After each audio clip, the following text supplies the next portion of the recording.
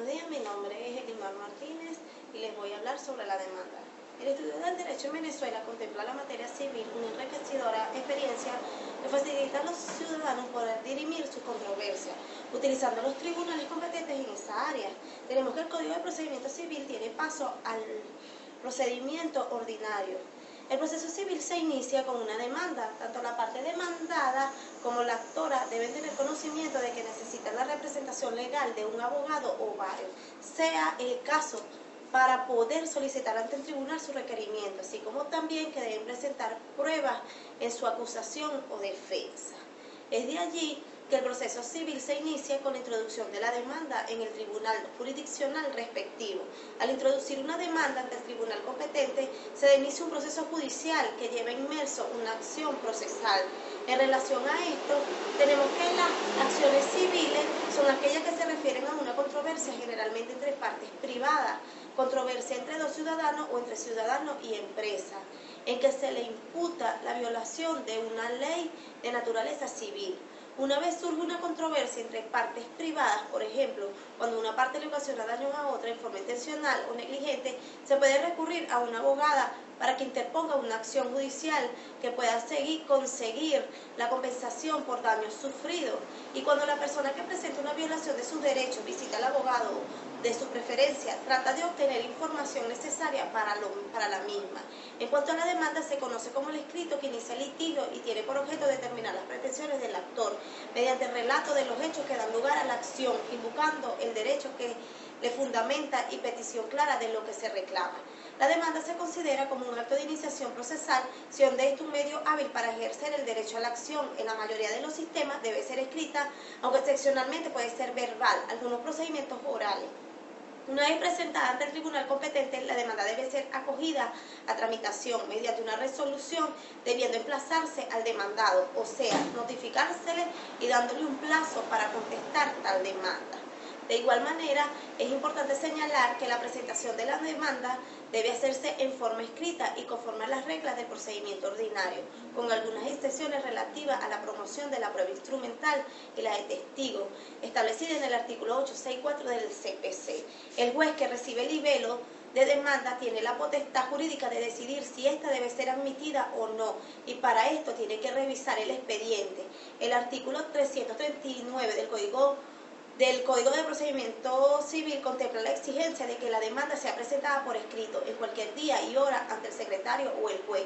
Esto descarta la posibilidad de formalizar demandas mediante diligencia o de forma oral, tomando en cuenta que una excepción contenida en el CPC a esta regla está prevista en el artículo 282 del CPC, el cual prevé la demanda verbal en juicio breve con una cuantía menor a 4.000 bolívares. Es importante señalar que debemos resaltar que los requisitos de la demanda, visto esto en la demanda como el vehículo contentivo de la acción y la pretensión, esta debe llenar una serie de requisitos o extremos consagrados en el artículo 340 del Código de Procedimiento Civil venezolano. El libelo de la demanda deberá expresar, primero, la indicación del tribunal ante el cual se propone la demanda; segundo, el nombre, apellido y domicilio del demandante y del demandado y el carácter que tiene; tercero, si el demandante o demandado fuera una persona jurídica, la demanda deberá contener la denominación o razón social y los datos relativos a su creación o registro. Cuarto, el objeto de la pretensión, el cual deberá determinarse con precisión, indicando su situación y lindero si fuera inmueble, las marcas, colores distintivos si fuera moviente, los signos, señales y particularidades que pueden determinar su identidad si fuera mueble, y los datos, títulos y explicaciones necesarios si se trata de derechos u objetos incorporales. El sexto, los instrumentos en que se fundamenta la pretensión, esto es, aquellos de los cuales se deriva inmediatamente el derecho deducido, los cuales deberán producirse con el libelo. Si se demandare, la indemnización de daños y perjuicios, la especificación de estos y sus causas.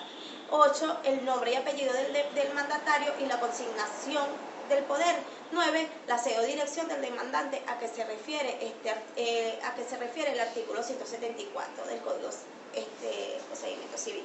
En cuanto a la oportunidad y modo de la presentación de la demanda, el artículo 339 del CPC establece la norma en cuanto al procedimiento civil venezolano. Establece que el procedimiento ordinario comenzará por demanda que se propondrá por escrito en cualquier día y hora ante el secretario del tribunal o ante el juez. La demanda solo puede presentarse mediante el libelo. En cuanto a los documentos fundamentales de la demanda, son el soporte de la pretensión deducida y debe ser consignado y optar por señalar la oficina donde se encuentra, si lo señala el artículo 434 del CPC. Igualmente debe anexarse junto con el libelo de la demanda no solo el instrumento fundamental, sino el instrumento poder, donde conste la representación del abogado al que le fue otorgado el ius postulandi, y en caso de que el actor ser persona jurídica deberá consignar copia certificada del documento constitutivo de la sociedad mercantil. En cuanto a los esto es hablando de los documentos fundamentales de la demanda. En cuanto a la admisión de la demanda, una vez presentada la demanda, el tribunal la admitirá si no es contraria al orden público, a la buena costumbre o alguna disposición en la ley. Esto lo establece el artículo 341 del CPC. Para que se pueda dar inicio al procedimiento ordinario, la demanda debe ser admitida por el juez, ante el cual se presentó el escrito. Sin embargo, este puede negarse si resulta que no es de su competencia. Ya establecido lo referente en el artículo 341 del CPC, esta situación obliga al juez a prever la admisión o negación de la demanda, teniendo el demandante el derecho de apelar de tal negativa. En cuanto a la inadmisión de la demanda, en caso de ser negativa la admisión, el juez debe expresar el porqué de la negativa. La apelación del actor que ve inadmitida su demanda se debe oír en ambos efectos. En cambio, el auto de admisión de la demanda no tiene apelación, por cuanto se puede recurrir al ordinal 11 del artículo 346.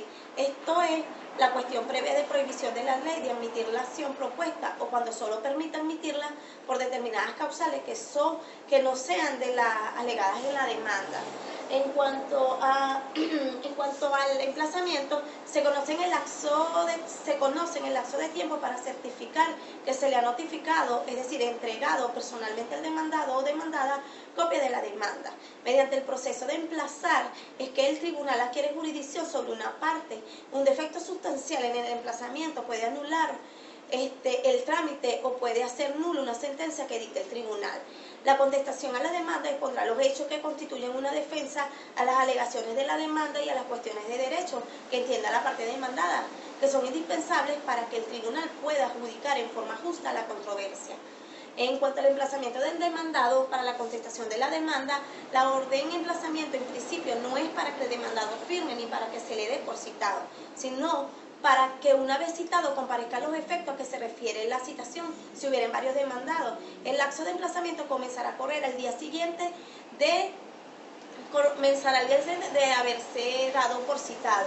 En cuanto al cómputo de emplazamiento, deberá comparecer dentro de los 20 días siguientes a la citación del demandado o del último de ellos si fueren varios. Dispone el artículo 197 del CPC que los lapsos procesales se computarán de acuerdo a los términos que así lo disponga. En cuanto a los términos de distancia, consiste en el periodo concedido para el traslado de las personas o de los autos de un sitio a otro, o del lugar del tribunal en que debe efectuarse el acto es diferente de aquel en donde reside el demandado. En cuanto a la reconvención, es también llamada contrademanda o mutua petición. Es una auténtica demanda que intenta el demandado contra el actor en la misma oportunidad en la cual da contestación a la demanda.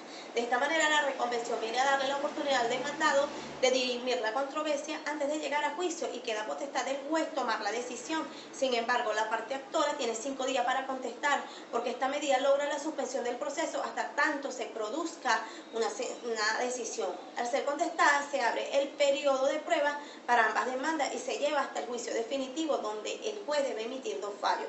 Uno para resolver la controversia y el otro para emitir, uno para resolver la controversia y el otro para resolver